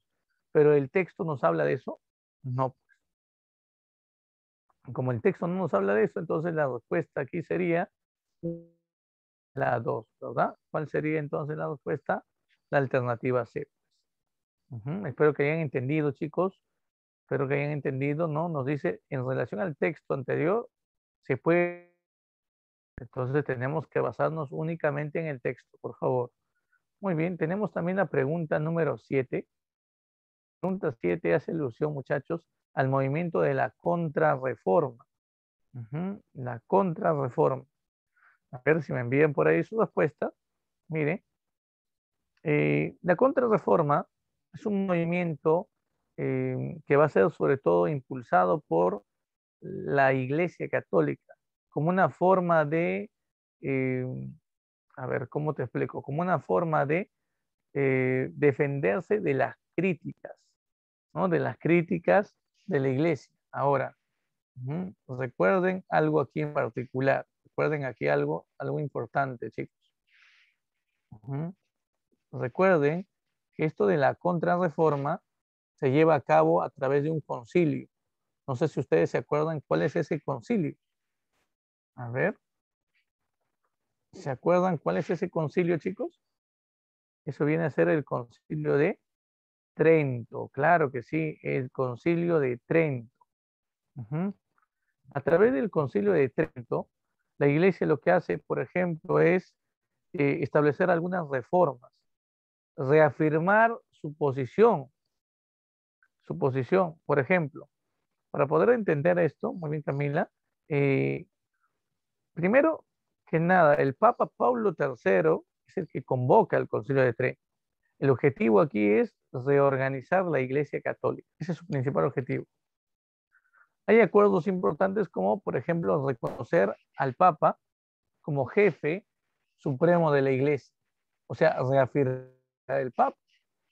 Establece también que los sacerdotes deberían ser bien preparados antes de poder desempeñar su cargo, deberían formarse, ¿dónde? En seminarios, tener una educación, ¿no? O prepararse en seminarios. Además de esto, se mantuvo, por ejemplo, la vigencia de los 7 sacramentos, también la presencia de las imágenes, pero ojo, no significa que la iglesia va a rendir culto a imágenes. La iglesia va a tener presente imágenes que sirvan para revalorar el papel que estas personas tuvieron dentro de la iglesia. Ellos van a venerar a estas personas, más no adorar imágenes. Son cosas totalmente distintas. Eso es lo que él va a terminar planteando la iglesia, ¿no? Y lo que sí va a haber un culto a la Virgen, un culto a los santos, eso sí, pero no a las imágenes. Las imágenes sirven para adorar o para venerar, pero no son motivos de adoración. Además, se va a establecer esta idea de que el celibato sacerdotal debe mantenerse, ¿no? Esas son las posiciones que se toman aquí en la iglesia. Además, una de las decisiones que se toma dentro de la contrarreforma es también la creación del índice, eh, el índice de libros prohibidos. Y miren por aquí, muy bien, muy bien. No es copia ni plagio, eso me hace recordar eso, ¿no? Muy bien. Miren por aquí, también el Tribunal de la Santa Inquisición. ¿Qué? Sí, muchachos, el Tribunal de la Santa Inquisición va a ser organizado durante la... Ujú. A ver, vamos a ver por aquí. Dime, ¿qué marcaste aquí? A ver, a ver. Dice, el Concilio de Trento, convocado inicialmente por el Papa Pablo III, se desarrolló entre el año 1545 y 1563 en Italia. En ella se acordó ¿Reconocer al Papa como jefe supremo de la Iglesia? Sí. La creación de la Compañía de Jesús bajo la dirección de San Ignacio de Loyola, que es el fundador, ya. Que las buenas obras son necesarias para la salvación, ya. Que la Biblia debe ser interpretada únicamente por la Iglesia, mm, mantener el culto a la Virgen y los santos y se rechazó el celibato. Está, muy bien. Vamos, ¿cuál es la respuesta aquí? Esto es falso, esto es verdadero, esto también es verdadero, esto es verdadero y esto es falso. Ujú. A ver, a ver. Entonces, la verdad es uno, 3 y 4, ¿verdad? Muy bien, chicos, muy bien a los que han enviado eso, excelente. Ya está. Ahora, profe, una pregunta, ¿y por qué no la Compañía de Jesús? Porque esto no es un acuerdo de Trento. Se da dentro del marco de la contrarreforma, sí, pero no dentro del Concilio de Trento. La 5 no entiendo, porque dijo que se mantiene el culto de la Virgen de los Santos, sí, pero también se mantiene el celibato, no se rechaza el celibato. Pero era quien rechazaba eso. Aquí la respuesta sería la A, ¿no? Muy bien, uno, 3 y 4. Muy bien, vamos con la pregunta número 8, que hace alusión a otro tema. Monarquías absolutistas, chicos. Tenemos por aquí la respuesta. La pregunta nos dice, durante los siglos XVI y XVII se desarrolló en Europa un sistema político denominado monarquía absolutista, que se caracterizaba por la idea de que el rey concentra todo el poder para garantizar la seguridad de sus súbditos. En relación a este argumento se puede afirmar que, ya está. Muy bien, a ver, vayan pensando y envíen sus respuestas. Recuerden que el movimiento de la contrarreforma logra de una u otra forma fortalecer las bases de la Iglesia Católica, pero dentro de ese mismo contexto en Europa se van desarrollando una forma de gobierno denominada como monarquías absolutistas. Muy bien, Felipe. Algunas se van a terminar desarrollando ¿dónde, profe? Hay algunas que se van a terminar desarrollando, eh, otras en Francia. Y bueno, las monarquías absolutistas duran hasta el siglo XVIII, chicos. Veamos cuáles son las características, en primer lugar, de esta forma. En primer lugar, chicos, una característica importante es el centralismo. ¿Qué cosa es esto del centralismo? La idea de que el Dios elige al rey como gobernante, no. Eso se llama providencialismo. Ujú. Claro, el rey gobierna por mandato divino. El teórico del providencialismo es Jacques Bousset. El centralismo se basa en la idea de que el rey concentra todos los poderes del Estado, ¿no? El rey es quien crea leyes, el rey es quien ejecuta las leyes y el rey es quien administra justicia. No hay separación de poderes, ¿no? Todo el poder está concentrado en el monarca, chicos. Y el realismo significa la idea de la preeminencia del rey sobre la iglesia, es decir, el rey debe estar por encima de la iglesia. No hay autoridad, no hay cargo que supere el poder del rey. No te olvides, muy bien por ahí. A ver, chicos, vamos, envíen sus respuestas. Ujú, Vamos, vamos a ver qué marcan aquí.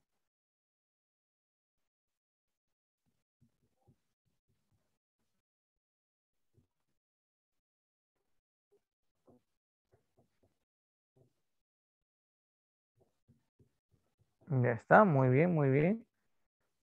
A ver, ¿qué marcan? La C. La C dice, las monarquías modernas se sustentaron en el providencialismo, pero el providencialismo toma la idea de que Dios le entrega el poder al monarca. Y eso no nos menciona en el texto. El texto nos habla, ¿no? El rey concentra el poder para garantizar la seguridad de sus súbditos. Ya, muchachos, vamos.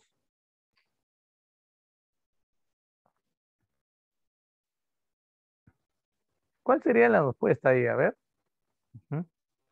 Bueno, mientras ustedes van pensando, a ver, van viendo muy bien por ahí Camila, se arriesgó muy bien ahí. Ahí está. Mira lo que nos dice. En España, durante el siglo XVI se va a desarrollar una fuerte monarquía absolutista. justamente de mano de una familia, la familia Habsburgo. El absolutismo lo inicia Carlos I de España, que también se llama Carlos V, en el Sacro Imperio Romano Germánico, pero el absolutismo español se consolida con Felipe II. Es el más grande monarca absolutista del siglo XVI. Él terminó, por ejemplo, enviando al virrey Toledo aquí al Perú. También decidió enfrentar a los, por ejemplo, los turcos en el combate de Lepanto. Ahí participa un escritor muy importante, ¿te acuerdas? ¿Te acuerdas o no de quién participa? ¿Y a quién se le conoce como el Manco de Lepanto, chicos? Miguel de Cervantes Saavedra. Además de esto, él termina enfrentando, por ejemplo, a Isabel I, la reina virgen de la familia Tudor, una reina inglesa, que contrataba corsarios para arruinar el comercio español, recuerda, los corsarios, asaltantes contratados por estados enemigos de España. Francis Drake es el corsario más importante contratado en ese tiempo por Isabel. Entonces, para poder eh, hacer frente a esto, Felipe II decide enviar la Armada Invencible, aunque al final, debido a una tormenta, gran parte de los barcos se terminan perdiendo. La armada que llega debilitada a las costas inglesas, e Isabel I logra destruir a la Armada Invencible, ¿no? Esos son hechos que debemos tomar en cuenta. A ver, ¿cuál es la respuesta, chicos? No puede ser la D tampoco, ¿no? Ya que el poder del monarca, el monarca ejercía el poder, a ver, el poder del monarca ejercía una limitación a la influencia del papado. ¿Esto hace alusión a qué? Esto hace alusión al regalismo. El regalismo, claro, el poder pleno del monarca, no hay autoridad que supere el poder del rey, incluso no hay autoridad religiosa. Por ejemplo, los jesuitas, ¿no? Van a hacer que se va a crear una orden llamada jesuita en, en el movimiento de la contrarreforma. Los jesuitas son antirregalistas.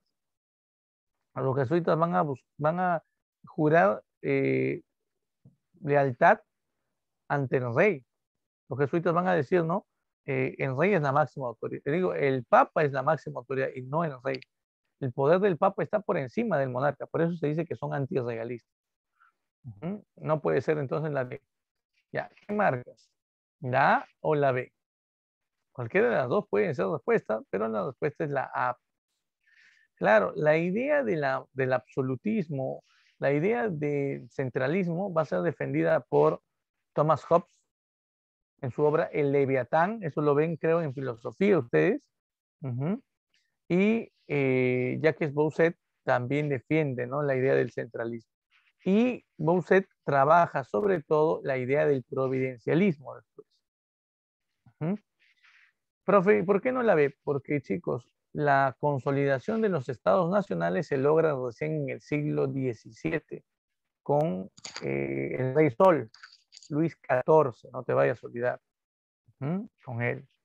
Muy bien, tenemos también aquí la pregunta 9, que también se refiere al mismo tema, a la monarquía absolutista, ¿no? Nos dice, en relación a las monarquías absolutistas del siglo XVI y XVII, marque verdadero o falso según corresponde. A ver, ¿qué marca esto aquí? Bueno, hablemos del absolutismo en el caso de Francia. Francia, durante el siglo XVII, se va a consolidar como la principal potencia del mundo y como el principal estado absolutista, chicos. Aquí tenemos la figura de dos Luis XIII y Luis XIV. Luis XIII reinó junto al cardenal Richelieu, no te vayas a olvidar. Y Richelieu es el personaje que va a establecer las bases del absolutismo en Francia. Incluso Richelieu es quien promueve, ¿no?, y justifica la llamada Guerra de los 30 años, que se inician durante el reinado de Luis XIII y que va a culminar en el reinado de Luis XIV. Ahora, aquí coloco a Luis XIV porque es el monarca más importante. Recuerden que a él se le llama el Rey Sol. Su reinado manifiesta la consolidación del absolutismo en Francia. En el año de 1648 llegó a su fin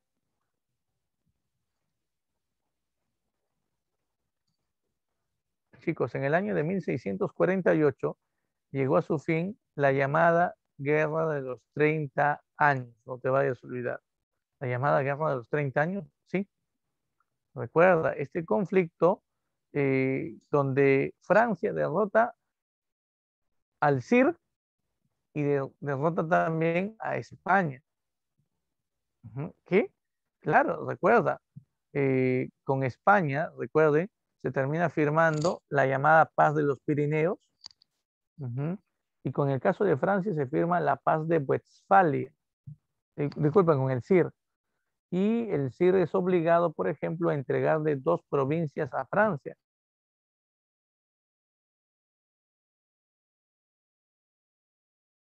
¿Recuerdas? Alsacia y Lorena. Acuérdense de esto, por favor. Este conflicto determinó que Francia se convierta en la principal potencia del mundo también. Eso debemos tomarlo en cuenta. Bueno, Luis XIV también impulsa la fundación del Palacio de Versalles, el lugar de residencia de los futuros monarcas, y también él participa en el proceso de expulsión a los hugonotes. ¿Quiénes son los hugonotes, por cierto, muchachos? A ver, ¿a quién se les llama hugonotes? A ver, a ver, a ver, a ver, ¿a quién le llamamos hugonotes?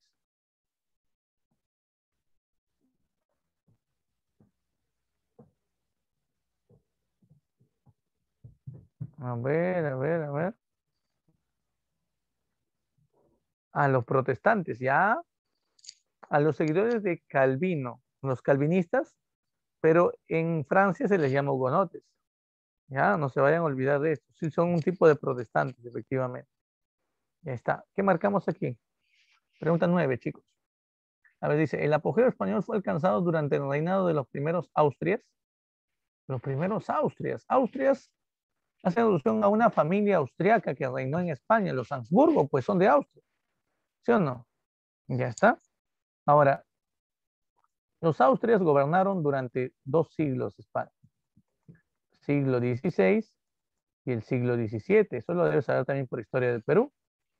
En el siglo XVI, chicos, tenemos aquí a quién. A Carlos I o Carlos V y a Felipe II. No te olvides.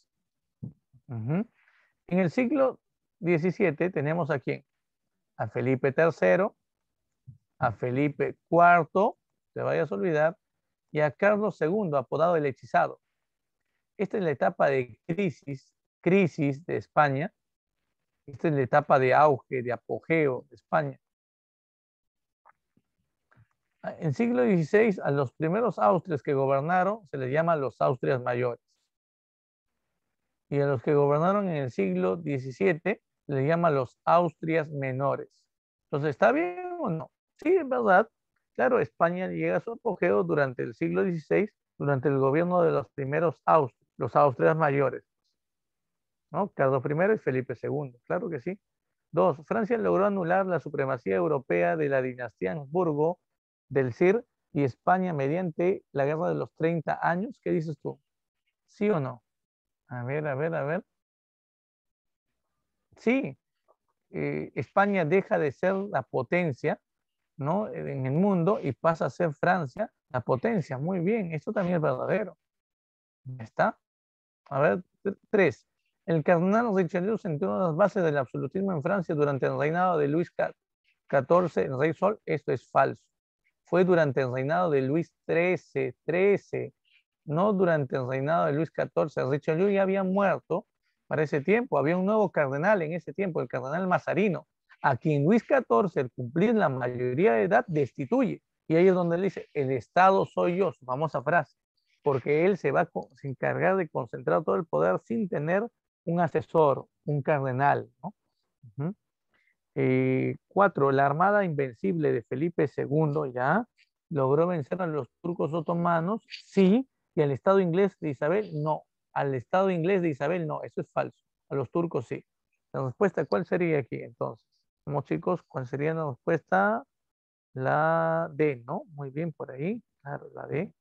Muy bien. Ahí está. Sí, aquí hay un error, la respuesta es la D, ¿no? Sí, porque no logra vencer al Estado inglés, ¿no? Ahorita vamos a modificar eso.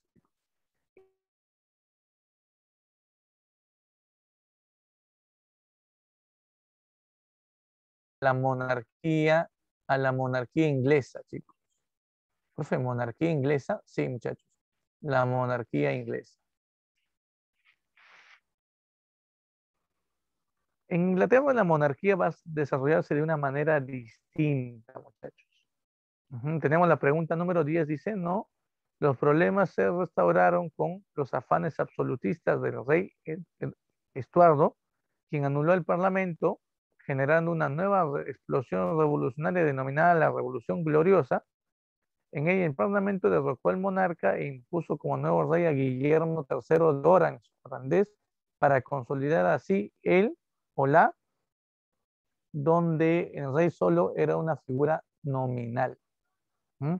A ver, en el siglo XVII, el Estado inglés, chicos, va a tener varios monarcas. Entre ellos, por ejemplo, destaca Jacobo I, miembro de la familia Estuardo, una familia de Escocia. Recuerden, esta familia Estuardo asume el trono tras la muerte de Isabel I, la reina virgen. Eh, lamentablemente, a pesar que Jacobo I se casa con una reina católica y se suponía que él iba a respetar a los católicos, él establece leyes anticatólicas, lo cual genera la reacción de los católicos a esa conspiración, a ese intento de asesinato, se llama la conspiración de la pólvora. Al final, todos ellos son asesinados. Miren, todos ellos son asesinados. Profe, los 12 católicos que conspiran contra él son ejecutados. Hay un soplón que hubo ahí en ese tiempo, denunció lo que estaba ocurriendo y logró el rey salir de ese pequeño palacio. En sótano habían colocado, ¿qué cosa? Debajo del cetro justamente real, habían colocado varios cartuchos de pólvora y iban a volar el palacio. Al final esto fue detenido. Tras la muerte de Jacobo I, asumió el gobierno su hijo, Carlos I.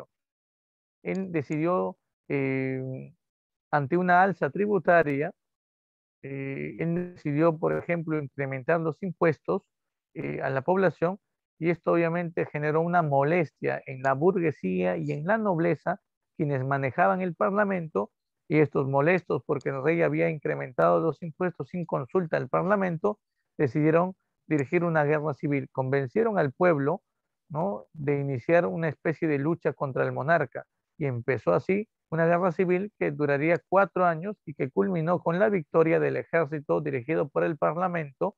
En ese momento, el nombre que terminaba brillando como líder de estas tropas era Oliverio Cromwell, quien después de destronar a Jacobo I, decapitarlo, lo decapitan a Carlos I, disculpe, lo decapita.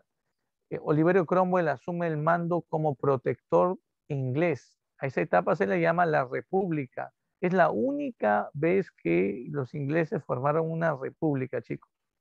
Durante su establecimiento como protector, Cromwell concentró demasiado poder y decretó esto, el acta de navegación. Esto nos va a servir para entender la siguiente clase. El acta de navegación prohibía a barcos extranjeros poder comercializar en los puertos ingleses. En pocas palabras, establecía que los únicos que podían vender productos en los puertos ingleses eran barcos ingleses. Esto afecta a Holanda, ya que Holanda era una potencia comercial y su principal mercado era las costas inglesas. Entonces, muchachos, los holandeses se ven afectados ante esto, pierden el mercado inglés y por eso es que Holanda va a estar resentida con los ingleses y eso lo vamos a ver nosotros en la siguiente clase. Y miren, ¿qué pasa después? Como fracasó en la República debido a que Cromwell concentró demasiado poder, el Parlamento decidió a su muerte nuevamente establecer la monarquía y colocaron en el trono a Carlos II. Él terminó decretando la ley del habeas corpus. ¿Sabes? Por cívica, esta es una garantía constitucional que defiende la libertad individual. Él obedeció lo que dijo el Parlamento, así que no le pasó nada. Tras su muerte, asumió el gobierno su hijo, Jacobo II. Él se escribía cartas con Luis XIV, el rey Sol, que el rey Sol le aconsejaba disolver el Parlamento. Así que eso es lo que él hace. Decreta la disolución del Parlamento y esto genera ¿qué cosa? Que la burguesía, que era el grupo predominante en el Parlamento de ese entonces, organice algo que se llamó Revolución Gloriosa. Al final lo capturan a Jacobo II, lo decapitan y después de su muerte se establece como nuevo gobernante a Guillermo III de Orange, personaje que tuvo que declaración o la Carta de Derechos, un documento a través del cual el rey aceptaba cumplir lo que de cumplir las normas de la Carta Magna y también obedecer lo que decidía el Parlamento inglés. Prácticamente, chicos, el tipo de gobierno que se va a ir formando aquí es la monarquía parlamentaria o monarquía constitucional. Este tipo de monarquía no es que nace aquí, ya existe, porque existe un parlamento, existe una Carta Magna. Aquí lo que se va a generar es la consolidación de esta forma de gobierno inglés. Por lo tanto, chicos, ¿cuál sería la respuesta en esta pregunta? A ver, ¿cuál sería la respuesta? Muy bien por ahí, muy bien Camila, ya está. A ver, Urco, muy bien. Ujú. Claro, eso completaríamos con Jacobo II, ¿no? Y aquí sería la acción de la monarquía constitucional, ¿no? La respuesta sería efectivamente la C, ¿no? Ahí está. Ujú. Ya está. Y aquí vamos a poner por aquí monarquía inglesa, ¿no? Del siglo XVII. Este es el encabezado que debe ir aquí. Muy bien. Ujú. Listo, chicos. Hemos llegado ya a la parte final de nuestra clase. Muy bien. Ahora, estudiar para la siguiente semana lo que nos falta de la edad moderna, porque nos falta qué temas: ilustración, independencia de Estados Unidos, ¿no? Y la edad contemporánea, la primera parte, Revolución Francesa, era napoleónica. Hasta ahí vamos a llegar. Así que bastante, bastante, no se confíen, estudien. Y bueno, chicos, nos vemos